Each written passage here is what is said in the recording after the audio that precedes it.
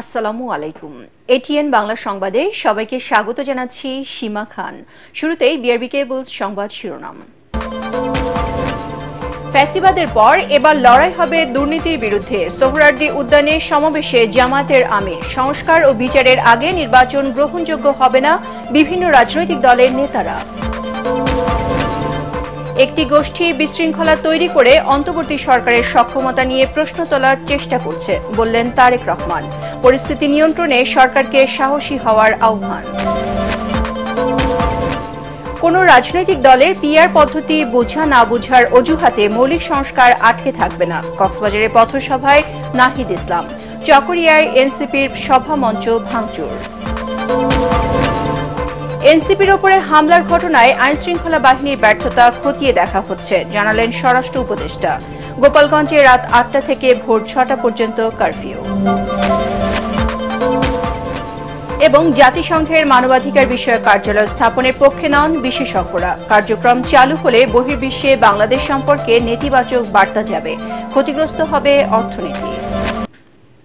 শুনছিলেন BRB cables সংবাদ শিরোনাম। এবারে জানাবো বিস্তারিত। ফ্যাসিবাদের বিরুদ্ধে লড়াইয়ের পর এবার দুর্নীতির বিরুদ্ধে লড়াইয়ের ঘোষণা দিয়েছেন জামায়াতের আমির ডাক্তার শফিকুর রহমান। তারুণ্যের শক্তির ঐক্যের মাধ্যমে সেই লড়াইয়েও বিজয় আসবে বলে আশা আমিরে জামায়াতের। রাজধানীর সোহরাওয়ার্দী উদ্যানে দলটির বিশাল জাতীয় সমাবেশে এসব কথা বলেন তিনি। বক্তব্যের এক পর্যায়ে অসুস্থ হয়ে মঞ্চে বসে পড়েন জামায়াতের আমির। বসেই বাকি বক্তব্য রাখেন তিনি। বলেন, নতুন বাংলাদেশ হতে হবে সবার জন্য। বিস্তারিত জানাচ্ছেন খায়রুল ইসলাম। ছবি তুলেছেন মনিরুজ্জামান মনির ও তপু সাহা। নতুন বাংলাদেশের স্বপ্নের সারথি আগামী নির্বাচনে স্বপ্নের পুরুষ ডাক্তার শফিকুর রহমান। লাখো মানুষের কৌতূহলী দৃষ্টি তখন দলের আমিরের দিকে। কি বার্তা দেন দলীয় প্রধান? বক্তব্য রাখতে গিয়ে এক পর্যায়ে অসুস্থ হয়ে পড়েন আমিরে জামাত। একটা লড়াই হয়েছে ফ্যাসিবাদের বিরুদ্ধে, আর একটা লড়াই হবে দুর্নীতির বিরুদ্ধে ইনশাআল্লাহ।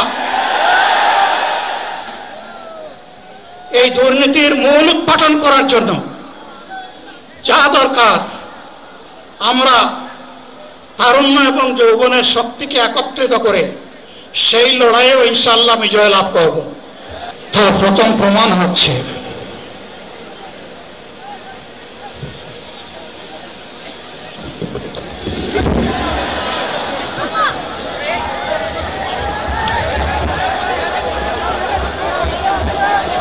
আল্লাহ তাআলার শুকরিয়া আদায় করি আবার আপনাদের সামনে দাঁড়াতে পেরেছি। আমি বলেছিলাম দুর্নীতিমুক্ত বাংলাদেশ ইনশাআল্লাহ সবাইকে নিয়ে আমরা গড়ব। আমরা কথা দিচ্ছি, বাংলাদেশ জামায়াত ইসলামী যদি আল্লাহ তাআলার মেহেরবানি এবং সরকার জনগণের ভালোবাসা নিয়ে সরকার গঠন করে, তাহলে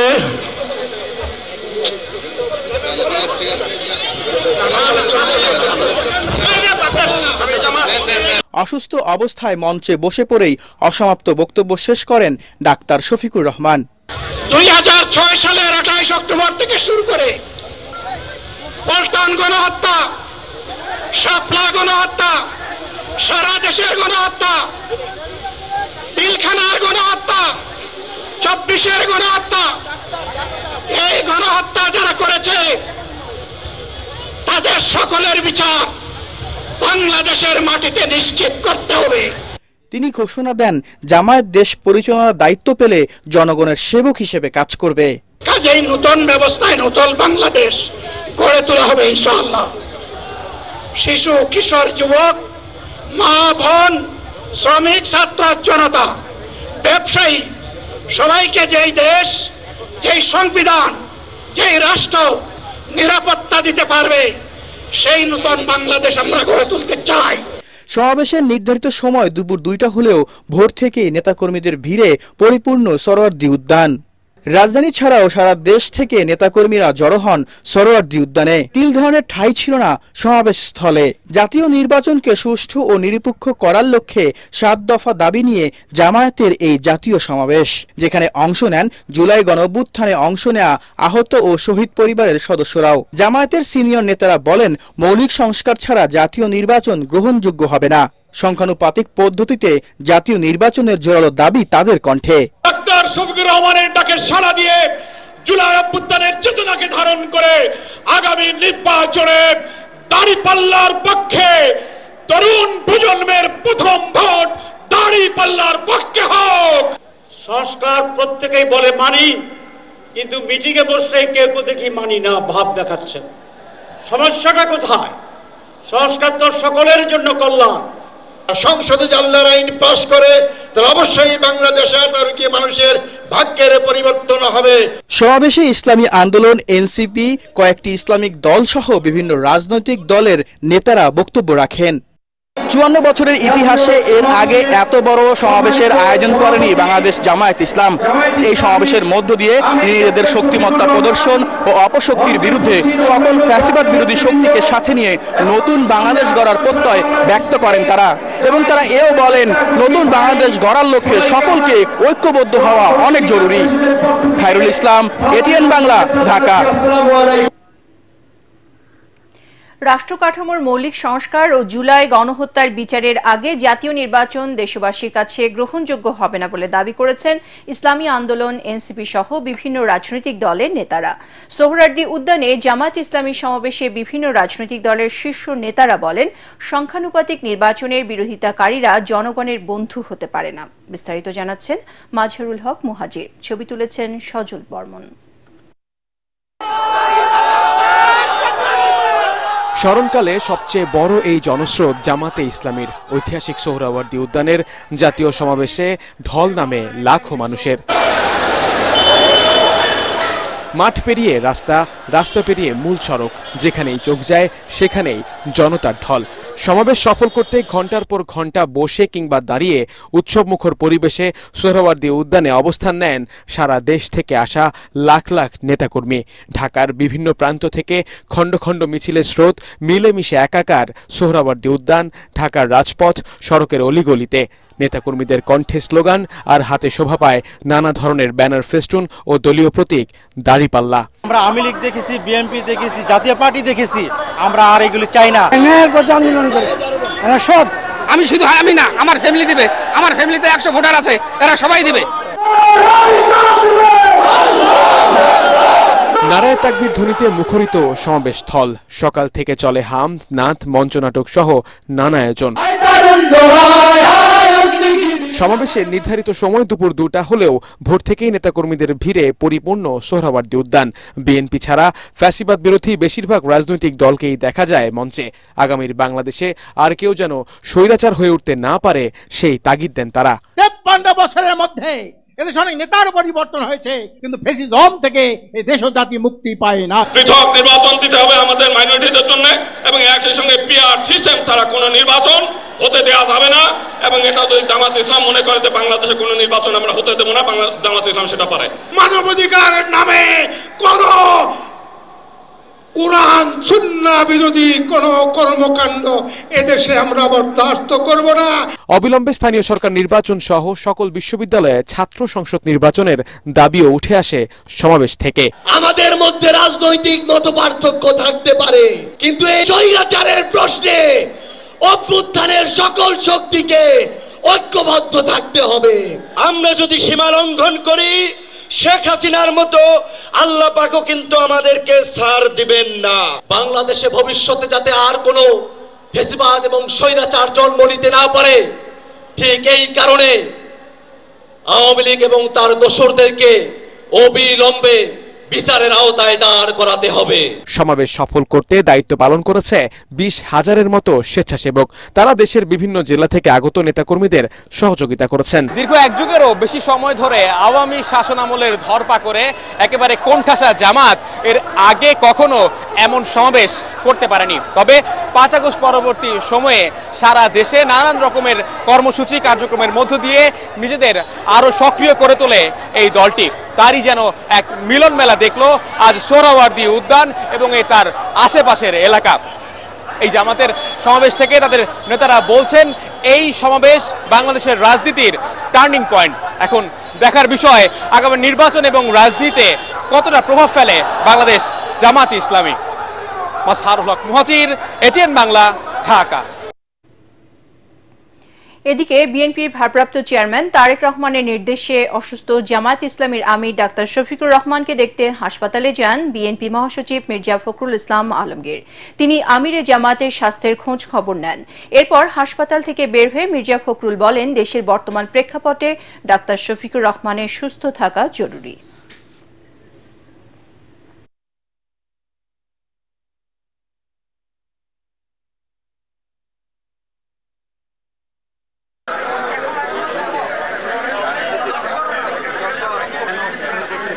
দুজন আজকে এসেছিল, আমি তার সঙ্গে দেখা করতে। উনি আগের চেয়ে ভালো বোধ করছেন, আর সঙ্গে আমাদের ডাক্তার সাহেব আছেন, উনিও বললেন না আগের চেয়ে অনেক ভালো। অমিত সাহেবরা আছেন, মহাসচিব আছেন, আগের চেয়ে অনেক ভালো। আশ্বস্ত হয়েছি, কারণ এই বাংলাদেশের রাজনীতির ক্রিটিক্যাল মোমেন্টে আপনার অমিত সাহেবের সুস্থ হওয়াটা খুব জরুরি বলে আমরা মনে করি। দেশে অস্থিতিশীল পরিস্থিতি তৈরি করে অন্তর্বর্তী সরকারের ক্ষমতাকে প্রশ্নবিদ্ধ করে একটি মহল নির্বাচন পেছানোর ষড়যন্ত্র করছে বলে আশঙ্কা প্রকাশ করেছেন বিএনপির ভারপ্রাপ্ত চেয়ারম্যান তারেক রহমান। জুলাই আন্দোলনে বেসরকারি বিশ্ববিদ্যালয়ের শহীদদের স্মরণ সভায় তিনি বলেন, ফ্যাসিবাদের কাঠামো ভাঙতে হলে নির্বাচনের মাধ্যমে জনগণের রাজনৈতিক অধিকার প্রতিষ্ঠা করতে হবে। কামরুজ্জামান রাজীবের রিপোর্ট।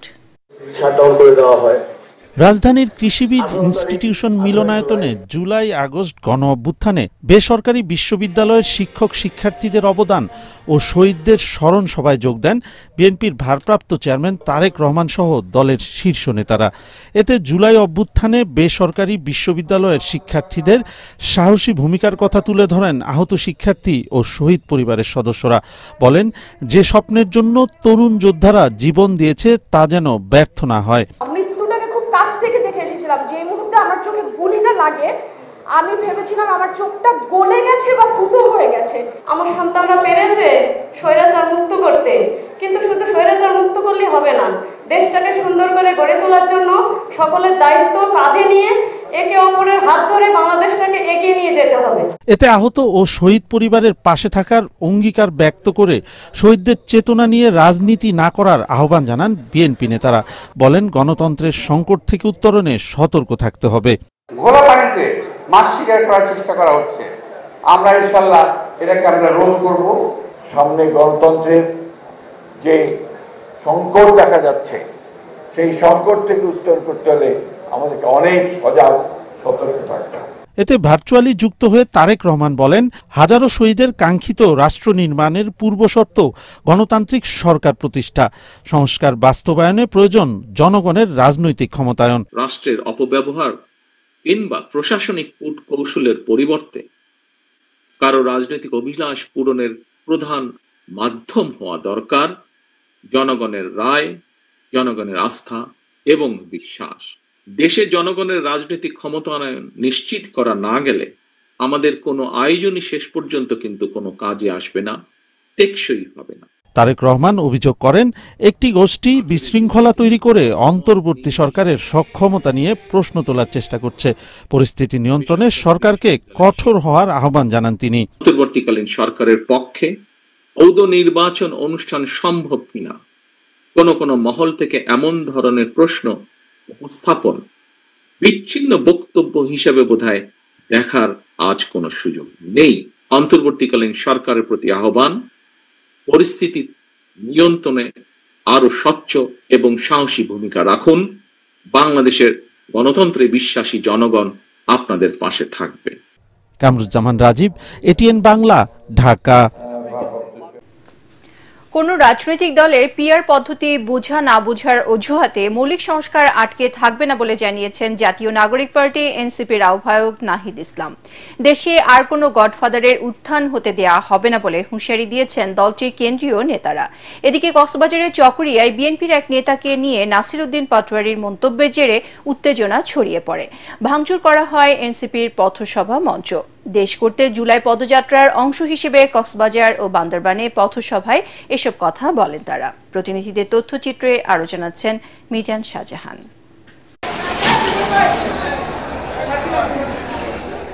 বিকেলে পথসভা হওয়ার কথা ছিল চকরিয়ায়, তবে সকালে কক্সবাজার সদরে এনসিপির মুখ্য সমন্বয়ক নাসির উদ্দিন পাটোয়ারি বিএনপির একজন স্থায়ী কমিটির সদস্যকে নিয়ে একটি বক্তব্য দেন। এ নিয়ে উত্তেজনা ছড়িয়ে পড়ে। এনসিপির অভিযোগ, বিএনপি নেতাকর্মীরা ভাঙচুর করে তাদের চকরিয়ার মঞ্চ, ফলে চকরিয়ায় পথসভা করতে পারেনি দলটি।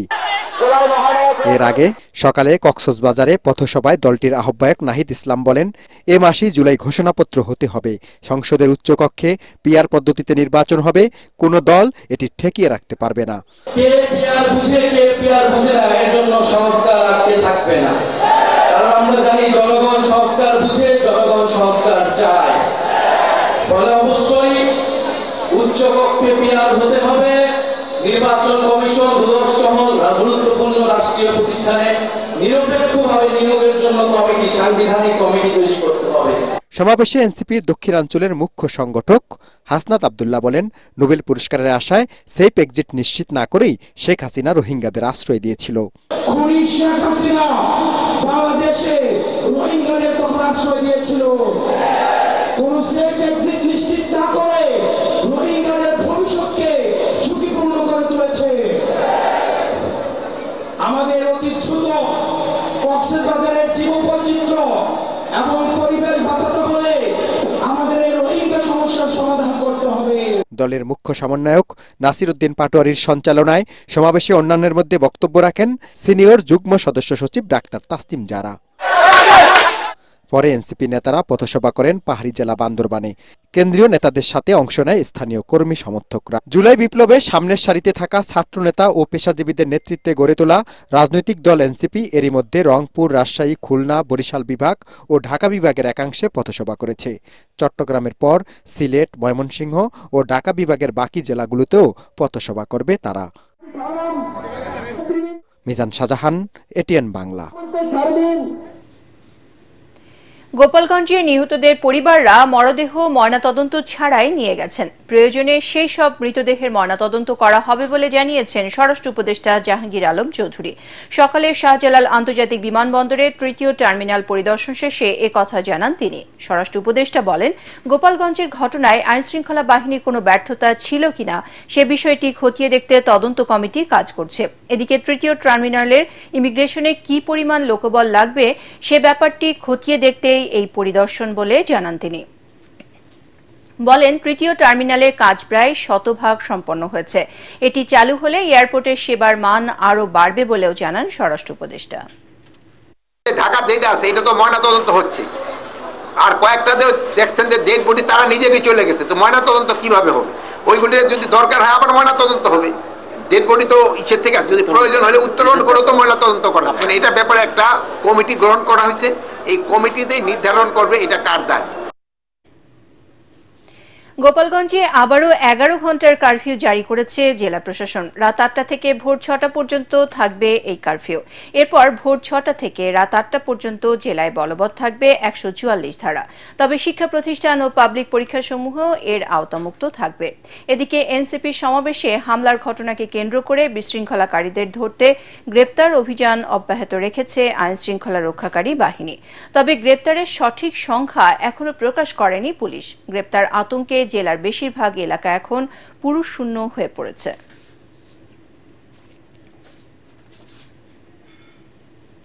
ঢাকায় জাতিসংঘের মানবাধিকার বিষয়ক কার্যালয় স্থাপনে বিস্ময় প্রকাশ করেছেন বিশেষজ্ঞরা। তারা বলছেন, সামাজিক, রাজনৈতিক এবং অর্থনৈতিক অবস্থা সংকটাপন্ন যে 18টি দেশে এ সংস্থার কার্যালয় রয়েছে সেখানে মানবাধিকার পরিস্থিতির কোনো উন্নয়নই করতে পারেনি সংস্থাটি। ঢাকায় সংস্থার অফিস হলে বিশ্বব্যাপী বাংলাদেশ সম্পর্কে নেতিবাচক বার্তা যাবে এবং দেশের আন্তর্জাতিক বিনিয়োগ ক্ষতিগ্রস্ত হবে বলেও মত তাদের। দ্রুত এই সমঝোতার স্মারক থেকে বাংলাদেশকে বেরিয়ে আসারও পরামর্শ দিয়েছেন তারা। ইমদাদুল্লাহ বাবুর রিপোর্ট। ঢাকায় কার্যালয় করতে যাচ্ছে জাতিসংঘের মানবাধিকার বিষয়ক সংস্থা OHCHR। বাংলাদেশ সরকারের সাথে এ নিয়ে একটি সমঝোতা স্মারক সই করেছে সংস্থাটি। মাফিয়াতন্ত্র, সন্ত্রাস, মানবাধিকার লঙ্ঘন, গণহত্যা এবং বিশৃঙ্খল রাষ্ট্র যেমন কম্বোডিয়া, গুয়েতেমালা, মেক্সিকো, সুদান, ফিলিস্তিন, লিবিয়া এবং ইয়েমেনের মতো অস্থিতিশীল মোট 18টি রাষ্ট্রে রয়েছে এই সংস্থার অফিস। বিশেষজ্ঞরা বলছেন, বাংলাদেশে সেই রকম নেতিবাচক মানবাধিকার পরিস্থিতি নেই, তাই এই দপ্তর ঢাকায় স্থাপনের কোনো প্রয়োজন নেই বলেও মনে করেন তারা। সবচেয়ে বেশি হিউম্যান রাইট ভায়োলেশন হচ্ছে যেসব দেশে, সেসব দেশে কোনো অফিস নাই। যেমন ইসরায়েল হলো পৃথিবীর ওয়ার্স্ট হিউম্যান রাইট ভায়োলেটর, সেখানে কোনো জাতিসংঘের কোনো অফিস নেই। মাইনরিটির উপরে সবচেয়ে বেশি অত্যাচার হচ্ছে ভারতে। সুতরাং হঠাৎ করে বাংলাদেশে এই ধরনের একটা অফিস করার কোনো যুক্তিকতা আমরা দেখি না। বুরকিনা ফাসো যদি ধরি, মেক্সিকো যদি ধরি, কোন জায়গায় কিন্তু ট্যাঞ্জিবল উন্নতি হয়েছে এটা তারা দেখাতে পারে। গাজার যে জেনোসাইড হচ্ছে সেখানে ভূমিকা হিউম্যান রাইটস কমিশন রাখতে পারেনি। আমাদের হিউম্যান রাইটস এর যে ঘাটতি তো আছে, এতে কোনো সন্দেহ নেই। সেই ঘাটতিটা আমাদের জনগণকেই কিন্তু সমাধান করতে হবে। জুলাই আগস্টে যে স্যাক্রিফাইস করেছে, এটা তো হিউম্যান রাইটস কমিশন এসে তো আর কার্যত কিছু করেনি। যুক্তরাষ্ট্রের মতো দেশ OHCHR থেকে বেরিয়ে গেছে জানিয়ে দ্রুত বাংলাদেশকেও এই সমঝোতা স্মারক থেকে বেরিয়ে আসার পরামর্শ দিয়েছেন বিশ্লেষকরা।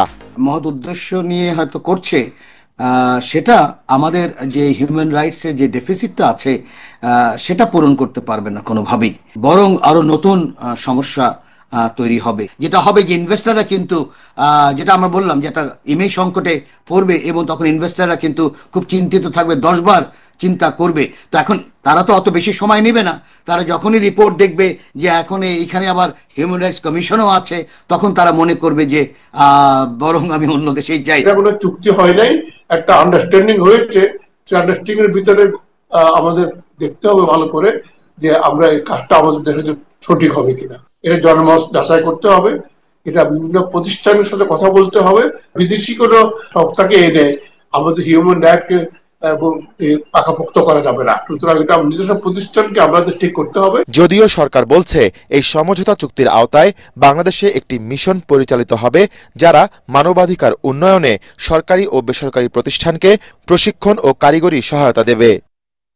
ইমদাদুল্লাহ বাবু, ATN বাংলা, ঢাকা। নির্বাচন নিয়ে কোনো অনিশ্চয়তা নেই বলে জানিয়েছেন প্রধান উপদেষ্টার প্রেস সচিব শফিকুল আলম। সকালে কুমিল্লা বিশ্ববিদ্যালয়ের আন্তর্জাতিক ইভেন্ট ল অনুষ্ঠানে অংশগ্রহণ শেষে সাংবাদিকদের সাথে মতবিনিময়কালে তিনি কথা জানান। প্রেস সচিব এ সময় বলেন, নির্বাচনের জন্য যে পরিবেশ সেটা ঠিক করা হবে এবং সবার জন্য লেভেল প্লেইং ফিল্ড থাকবে। অতীতের যে কোনো নির্বাচনের তুলনায় ভালো নির্বাচন হবে। পিআর পদ্ধতিতে সংসদ নির্বাচন বিষয়ে প্রেস সচিব বলেন, বিষয়টি নিয়ে সকল রাজনৈতিক দল ও কমিশনগুলো কথা বলছে এবং সবাই খুব আন্তরিকতার সাথে এই বিষয়টি আলোচনা করছে। কুমিল্লা বার্ডের ময়নামতি অডিটোরিয়ামে এই অনুষ্ঠানের আয়োজন করা হয়। নির্বাচন নিয়ে কোনো ধরনের কোনো অনিশ্চয়তা নাই। নির্বাচন ভালো হবে, নির্বাচনের জন্য যে পরিবেশ সেটা ঠিক করা হবে এবং লেভেল প্লেইং ফিল্ড থাকবে সবার জন্য। যে কোনো ক্যান্ডিডেট বলতে পারবেন না যে না তার প্রতি অন্যায় করা হচ্ছে বা তাকে তার যেই ফিল্টার লেভেল নাই সে এই পরিবেশ পাচ্ছেন না।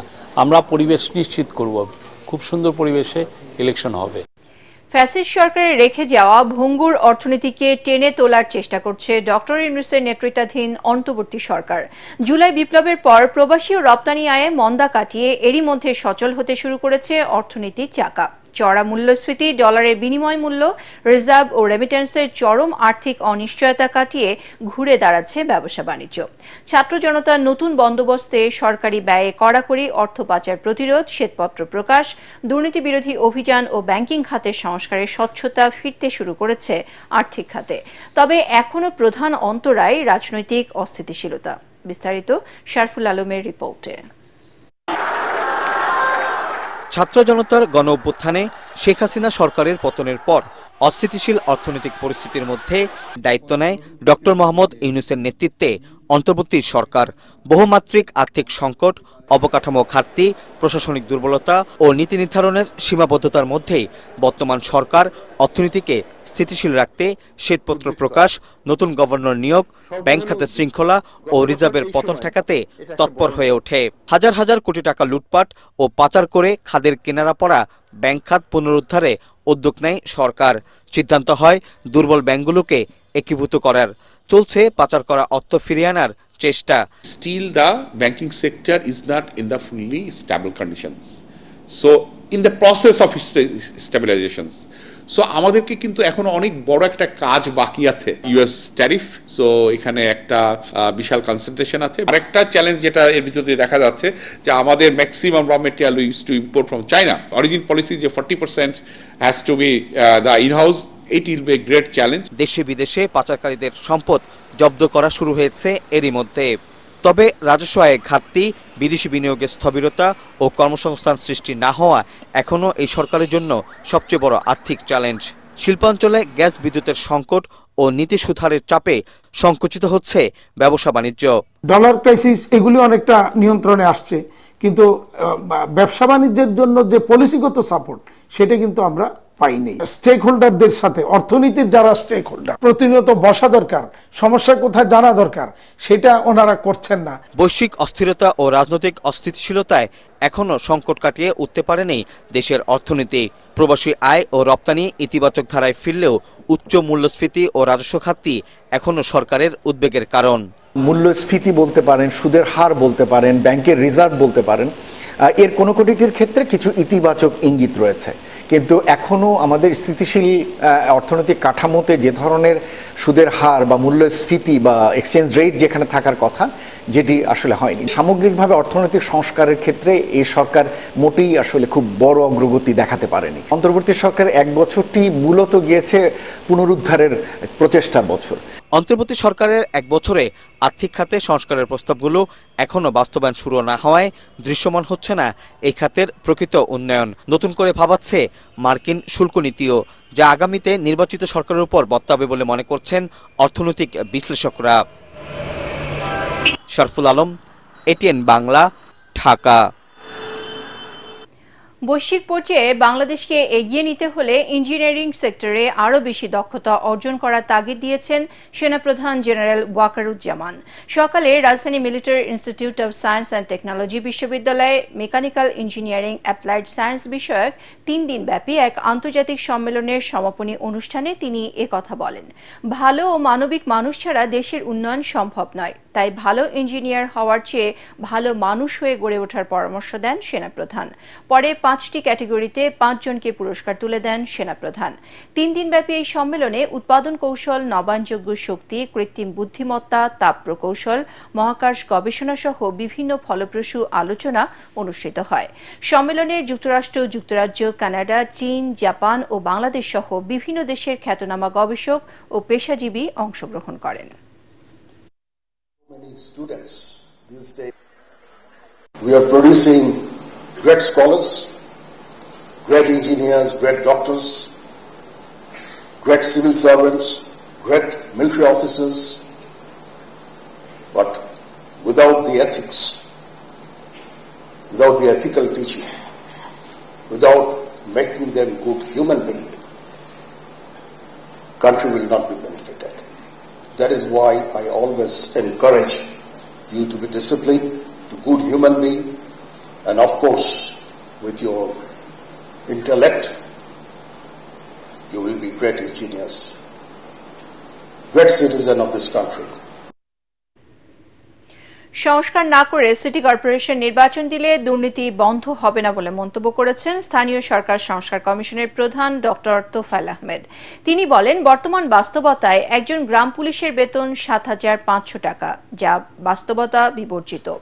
রাজধানীর মধুবাগ কমিউনিটি সেন্টারে সিটি কর্পোরেশন ওয়ার্ড সচিব অ্যাসোসিয়েশনের জাতীয় সম্মেলনে এসব কথা বলেন তিনি। রাজশাহী সিটি কর্পোরেশনের ওয়ার্ড সচিব জুবায়ের হোসেনের সভাপতিত্বে ওয়ার্ড সচিবরা তাদের চাকরি জীবনে বৈষম্যের নানা দিক তুলে ধরেন। জবাবে স্থানীয় সরকার বিশেষজ্ঞ তোফায়েল আহমেদ বলেন, সংস্কার না হলে জনসাধারণ তো দূরের কথা, প্রতিষ্ঠানের কর্মীদের থেকেও ঘুষ নেওয়া বন্ধ হবে না। কাকে কাকের মাংস খায় না, কিন্তু সিটি কর্পোরেশন খায়। তাহলে এই দুর্নীতিগ্রস্ত একটা প্রতিষ্ঠান, এখানে প্রত্যেকে জাস্টিস আপনি পাবেন। আপনি মনে করেন যদি মেয়র ইলেকশন হয়ে গেল, কাউন্সিল ইলেকশন হয়ে গেল, এখানে সব জাস্টিস এসে যাবে, আর এক ধরনের ইনজাস্টিস আসবে। আবার ওই যে মূল যে কাঠামোগুলো সংস্কার, এগুলোকে সাপোর্ট করুন, এগুলো বাস্তবায়ন হওয়ার মতো আপনার দাবি তুলুন। এবারে আল-আরফ ইসলামী ব্যাংক অর্থ সংবাদ।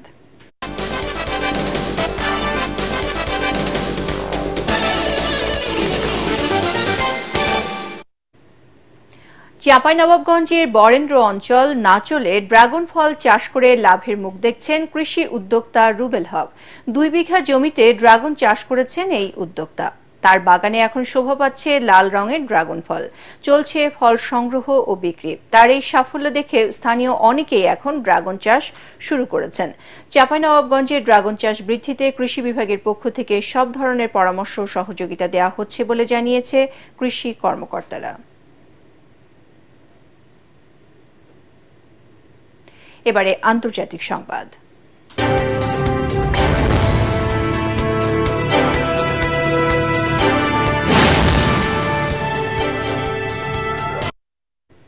মালদ্বীপের খুব কাছে লাক্ষাদ্বীপের উত্তর পশ্চিম প্রান্তে অবস্থিত বিট্রা দ্বীপে প্রতিরক্ষা ঘাঁটি স্থাপনের পরিকল্পনা নিয়েছে ভারত সরকার। একে দেশের সামুদ্রিক সীমান্ত সুরক্ষায় একটি গুরুত্বপূর্ণ পদক্ষেপ উল্লেখ করে নতুন এই নৌঘাঁটি স্থাপনের কথা জানিয়েছে নয়াদিল্লি। মাত্র 105টি পরিবারের বাস থাকা এই দ্বীপটি মালদ্বীপ এবং পাকিস্তানের করাচির বেশ কাছে অবস্থিত। ফলে এই দুই দেশ ছাড়াও চীনের ওপর নজরদারিতে এটির কৌশলগত গুরুত্ব অনেক। এছাড়া আরব সাগরে গুরুত্বপূর্ণ বাণিজ্যিক জলপথেও নিয়ন্ত্রণ থাকবে ভারতের। কেন্দ্রশাসিত অঞ্চলটির রাজস্ব দপ্তর সম্প্রতি এক বিজ্ঞপ্তিতে জানিয়েছে, দ্বীপটির ভৌগোলিক অবস্থান জাতীয় নিরাপত্তার দিক বিবেচনা করে এটি প্রতিরক্ষা ও কৌশলগত সংস্থার হাতে তুলে দেওয়ার সিদ্ধান্ত হয়েছে। এবারে খেলার খবর।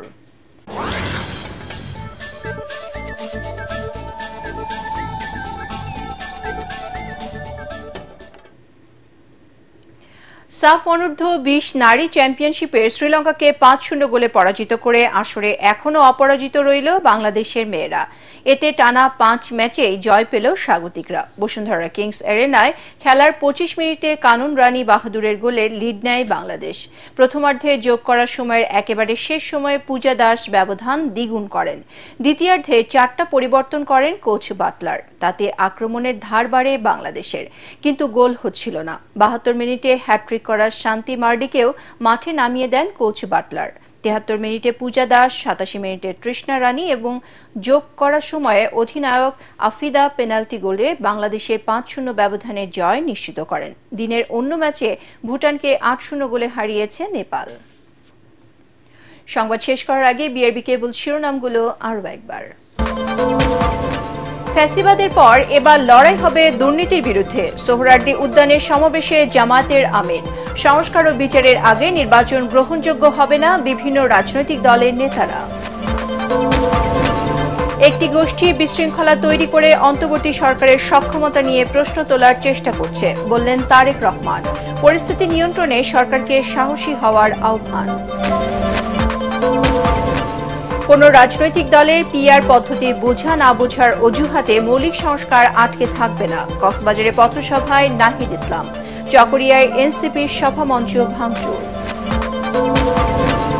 এনসিপির ওপরে হামলার ঘটনায় আইনশৃঙ্খলা বাহিনীর ব্যর্থতা খতিয়ে দেখা হচ্ছে, জানালেন স্বরাষ্ট্র উপদেষ্টা। গোপালগঞ্জে রাত 8টা থেকে ভোর 6টা পর্যন্ত কারফিউ।